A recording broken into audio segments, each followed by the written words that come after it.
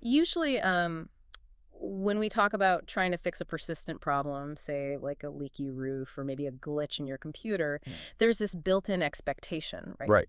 You expect the problem to be external. Exactly. The source of the issue is out there. It's external to you. The shingles are old, the software is bugged, or I don't know, the environment itself is just causing the friction. Yeah, you find the external broken thing and you patch it.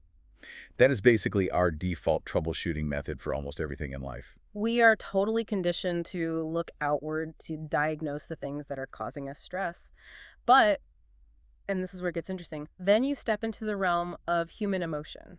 Oh, yeah. That's a whole different ballgame. It really is. Specifically, I'm talking about the persistent problem of human suffering. Suddenly, that whole diagnostic toolkit gets completely flipped upside down. Hmm. Because what if the glitch isn't the software, right? Right. What if the glitch is the user? Which changes the entire troubleshooting process. I mean, if you are the glitch, you can't just download a patch or, hire a contractor to fix the roof. No, you have to fundamentally re-examine your own source code.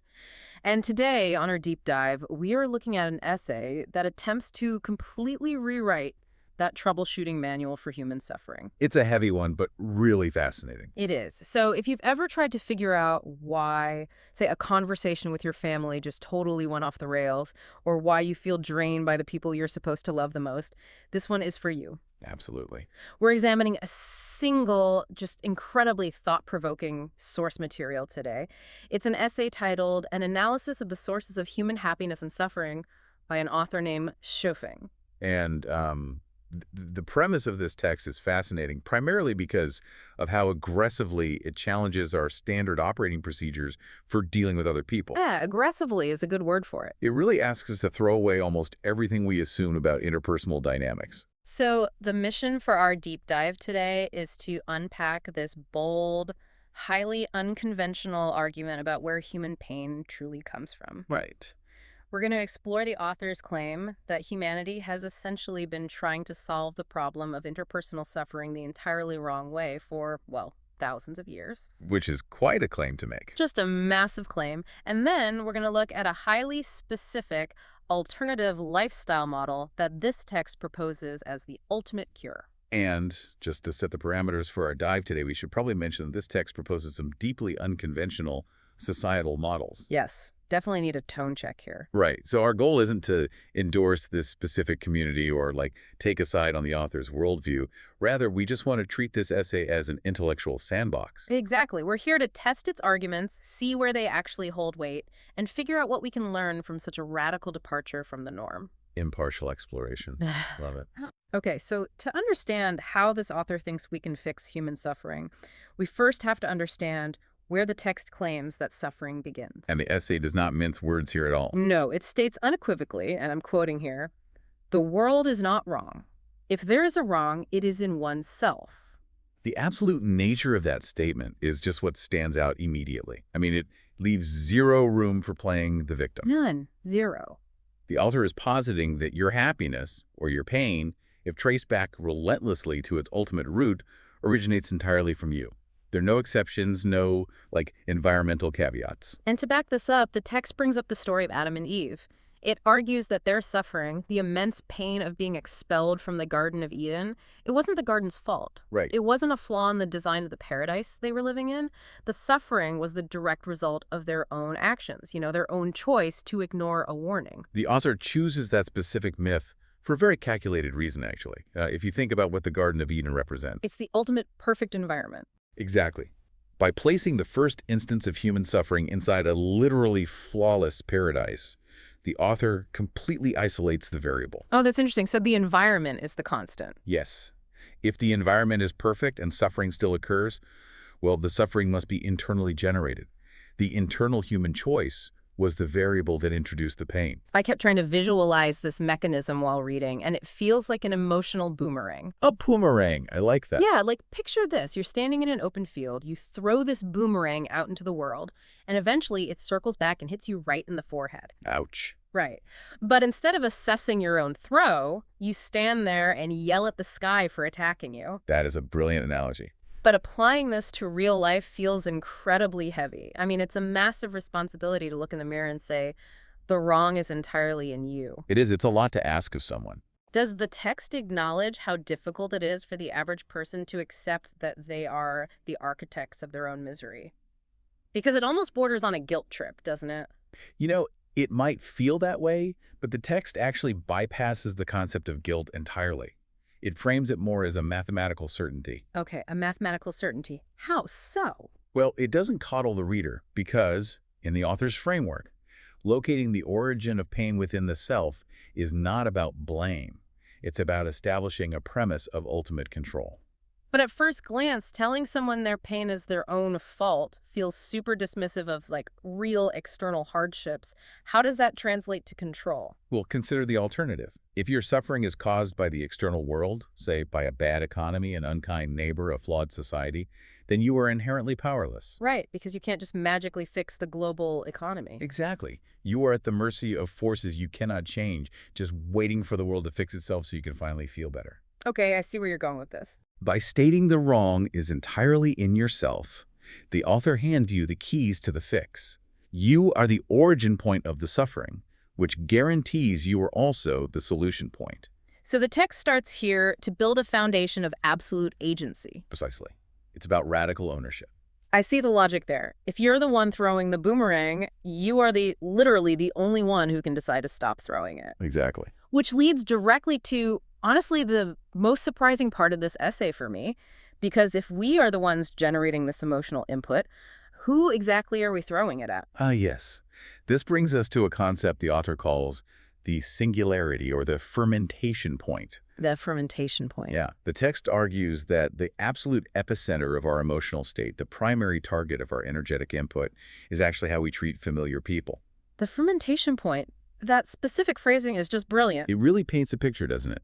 It does, because fermentation implies something brewing, bubbling, changing state over a long period of time.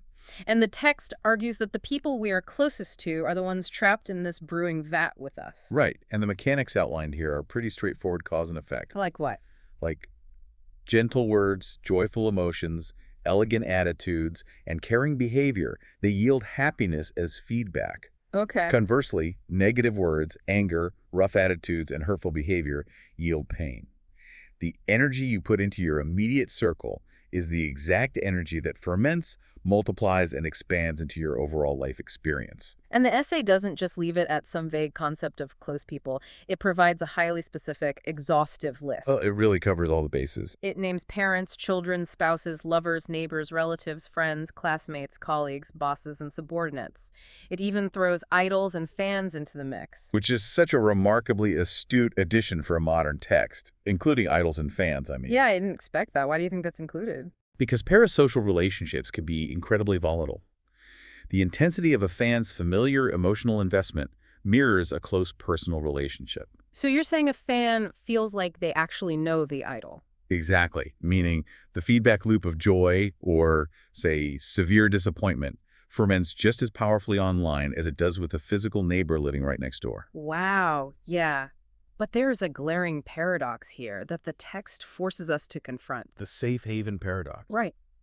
We generally view our inner circle, our family, our closest friends, our partners, as our safe haven. They are supposed to be the buffer protecting us against a harsh, uncaring outside world. That's the traditional view, yeah. But this text flips that entirely, arguing they're actually our biggest vulnerability. They are the main sources of our deepest pain. Why is that? Why do the people we love the most trigger these extreme fermentation points? Well, the psychology of human connection explains this perfectly, and the author taps right into it. Proximity naturally strips away our social filters. Oh, that makes sense. Think about it. When you interact with a stranger, a barista, or a cashier, your social armor is fully equipped. Right. You're polite, you're guarded. Your emotional input is heavily regulated. The consequences of that interaction are incredibly low. But the closer the relationship, the more that armor just dissolves. So you don't bother pretending anymore. Right. The input becomes raw, unfiltered, and highly potent. So going back to the boomerang, it's being thrown with maximum force from a distance of 2 feet away. Exactly. And because the input is so raw, the feedback loop becomes exponentially more intense. It hits harder. Much harder. The essay explicitly notes that middle-aged and elderly people tend to feel this the most deeply, experiencing profound helplessness, sorrow, and an unspeakable sourness in dealing with those close to them. An unspeakable sourness. Which makes perfect sense when you consider the word fermentation, right? Because fermentation takes time. Exactly. A 40-year marriage or a decades-long relationship with an adult child represents 40 years of accumulated emotional input. That's a lot of brewing.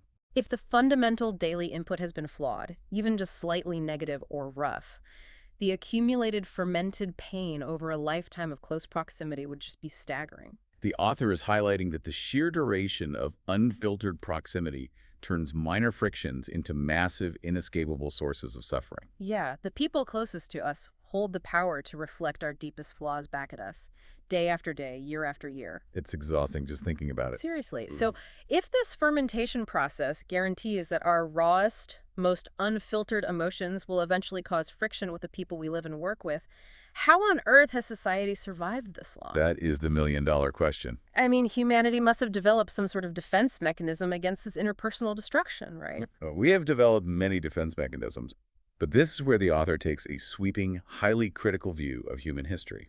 The essay really zooms out here. It does. The text points out a rather tragic reality. Humanity has existed for millennia, we've built incredible civilizations, but we haven't actually solved this fundamental problem of interpersonal pain. Yeah, the essay is extremely blunt about our historical failures. It says, people have tried to relieve these conflicts through morality and ethics for thousands of years. The whole historical toolkit. Right. It specifically calls out virtues that most global cultures hold in the absolute highest esteem. Being temperate, kind, courteous, restrained, yielding, benevolent, righteous, proper, wise, and trustworthy.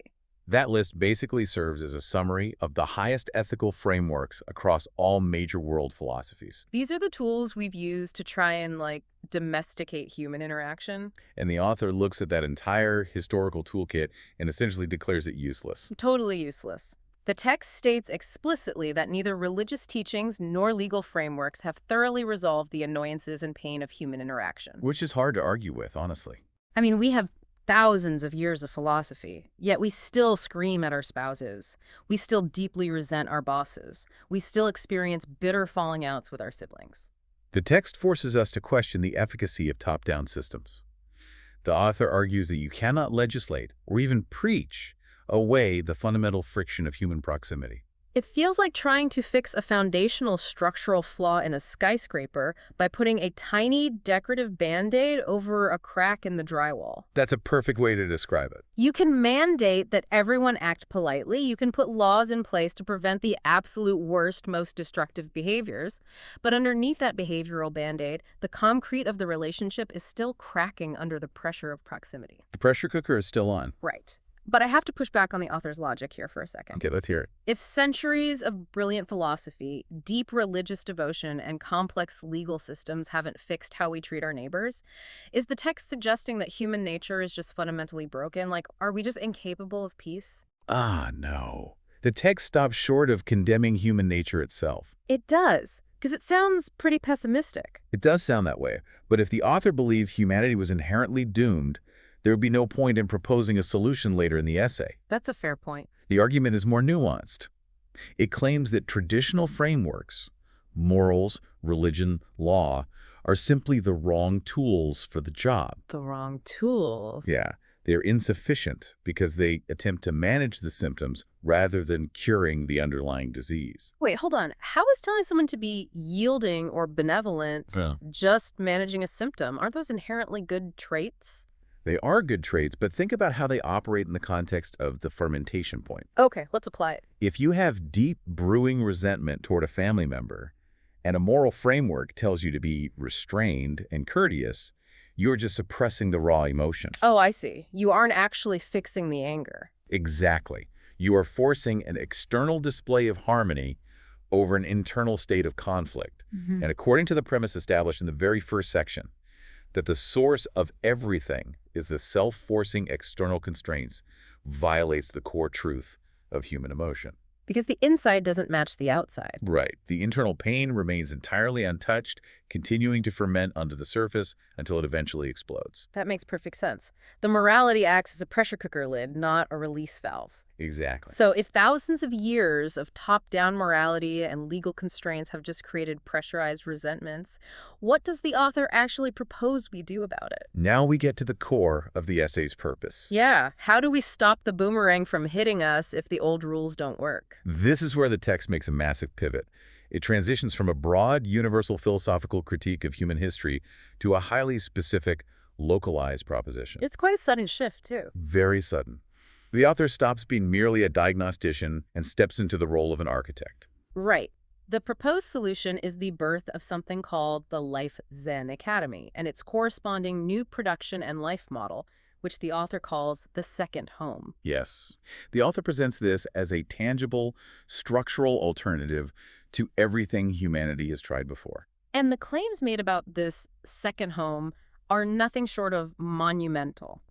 I mean, the text states that 15 years of active practice in this specific lifestyle model have proven that people can live together harmoniously. A 15-year track record is what they're leaning on. Right. It claims this model brings more joy and effectively dissolves the pain of close relationships. And the audacity of the claim escalates even further from there. The author urges anyone in the world who is struggling with interpersonal relationships to investigate this model. Oh, and goes so far as to declare it is the only model in human history that actually solves life's annoyances and pains. Calling it the only model in history is an incredibly bold stake in the ground. It's wild. Now, maintaining our objective curiosity here, I have to point something out. What's that? I noticed a distinct lack of granular detail in this final section. Oh, you mean the actual mechanics of it? Yes. The text pitches this 15-year experiment as the ultimate historical cure, but does the source material actually explain how this second home mechanically changes daily interactions? It's a bit thin on the ground there.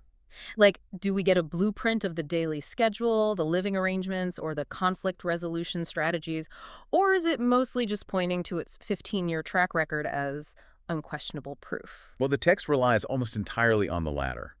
It functions much more as a manifesto, a declaration of triumph and an invitation to explore further rather than providing an operational manual. So no blueprints. No, we don't get the architectural blueprints of how the second home functions day to day from this specific essay. Honestly, that is a bit frustrating for a deep dive. We have this huge buildup about the failure of human history, and the solution is essentially trust the 15-year track record.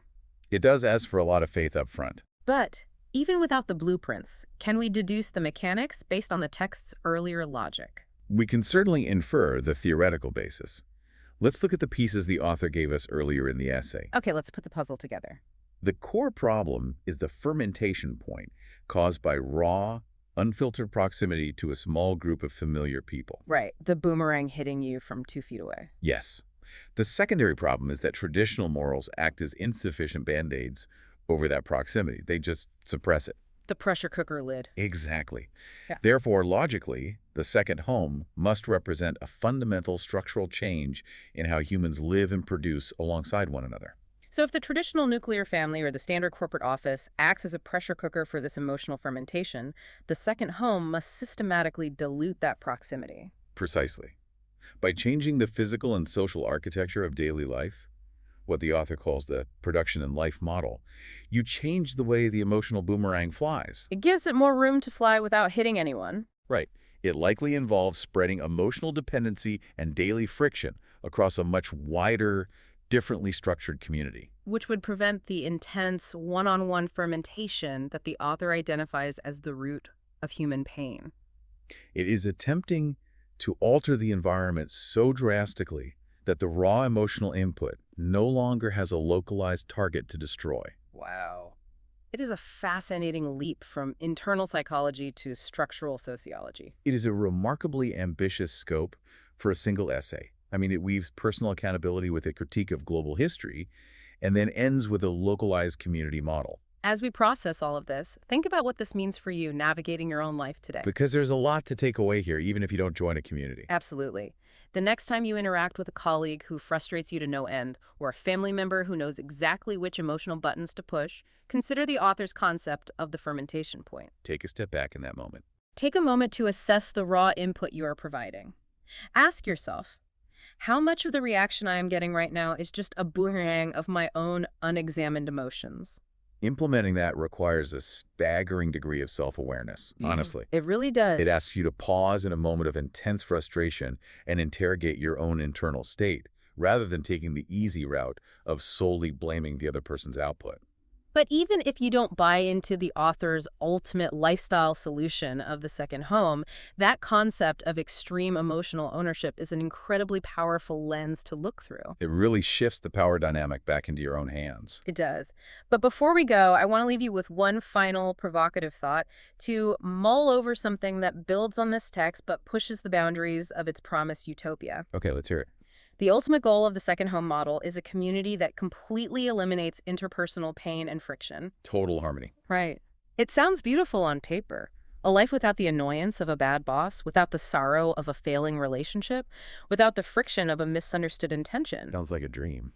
But if a society actually achieves perfect harmony, if we successfully engineer a lifestyle that removes all relationship struggles and interpersonal pain, what happens to human growth? Oh, wow. That's a great question. It forces us to ask whether a perfectly painless existence is actually the ideal state for humanity. Because we learn so much from our struggles. Exactly. Is friction actually a necessary catalyst? Do we need the deep, uncomfortable pain of a misunderstanding to develop genuine empathy? Do we need the exhausting struggle of resolving conflict with a spouse or a friend to fuel our personal evolution? Right. Can you build resilience in an environment that never challenges your emotional input? It asks us to consider whether the fire that burns us in our closest relationships is the exact same fire required to refine us. That is something to think about the next time you find yourself entirely frustrated with the people you love the most. Keep questioning the structures of the world around you, and more importantly, keep questioning the emotional input of the world within you. Thanks for joining us on this deep dive. We will catch you next time.